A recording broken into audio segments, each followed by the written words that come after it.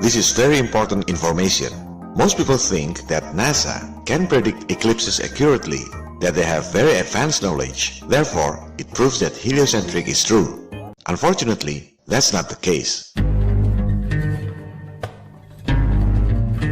All eclipse predictions provided by NASA, including this 5 millennium, 5,000 years of eclipses, are using Saros cycle invented by ancient Babylonians thousands of years ago.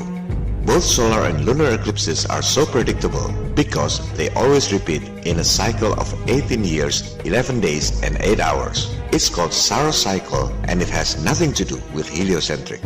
Ancient Babylonians believed the earth is flat, the sun and the moon are revolving around the earth, and so do the stars and other celestial bodies. They didn't calculate the distances, sizes and speeds based on false assumptions and speculations like heliocentric teachings. They simply observed the sky and took whatever it is. With that paradigm, they can predict eclipses accurately. Such predictions are impossible to be done using heliocentric model.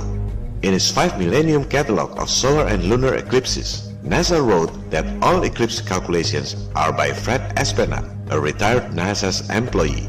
NASA never calculated and predicted eclipses using heliocentric model. They simply hired the best Saros researcher, their retired employee, Fred Espenak, to calculate and predict eclipses using ancient Babylonians method that has nothing to do with heliocentric. NASA even wrote that Fred Espenak is responsible for the accuracy of those 5,000 years catalog of eclipses.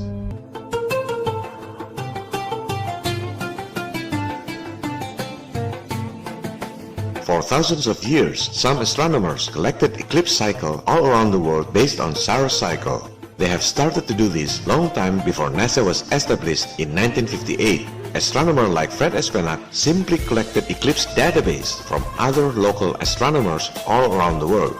As you see in this table, it's made by other astronomer G. Vandenberg in 1955. That's what Fred Espenak did. He is a very good Saros researcher. Why would NASA need Saros cycle if they can calculate eclipses using heliocentric math? Obviously, because they can't. A bunch of mathematical assumptions when combined together to calculate eclipses, they just don't add up.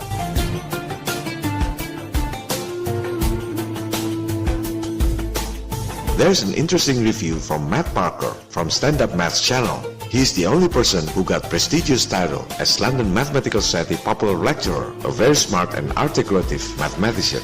Here's what he said about predicting eclipses using heliocentric math. And so I'm going to show you the mathematics behind how we can predict when they're going to happen. We can do the calculations on the elliptical orbit of the moon as the Earth goes around the sun, and we can calculate how often the moon goes between the sun and the Earth. Unfortunately, it's not that simple. It is a wonder we have eclipses at all. But then, out of all this chaos, another cosmic coincidence steps forward to save the day. It's called the Saros cycle, and it allows us to predict when eclipses are going to happen in the reasonably near future. Some thickheads still don't understand why NASA uses Saros cycle to predict eclipses. They say there are a lot of software predicting eclipses using heliocentric math. You can download free software like Stellarium. It can predict eclipses. Well, if a free software can predict eclipses with heliocentric model, then why NASA, with $19 billion budget per year, can predict eclipses using heliocentric model? Which one makes more sense to you? All astronomy software are using eclipse database from NASA. It's not the other way around. After NASA published this 5 millennium catalog of solar and lunar eclipses, people use the database to make animation using whatever model they want. Just put one eclipse time to another. The software will automatically adjust to make those two eclipses happen as programmed. It's not the other way around. After you get eclipse database, you can make animation with square Earth if you like. You can put whatever distance, whatever size. The software will adjust in accordance to the eclipse dates.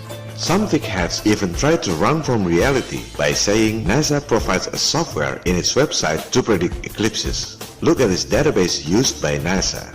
5,000 years catalog of solar eclipse database. You can choose what year, what eclipse type, duration, and oops, it's Saros cycle, not heliocentric math.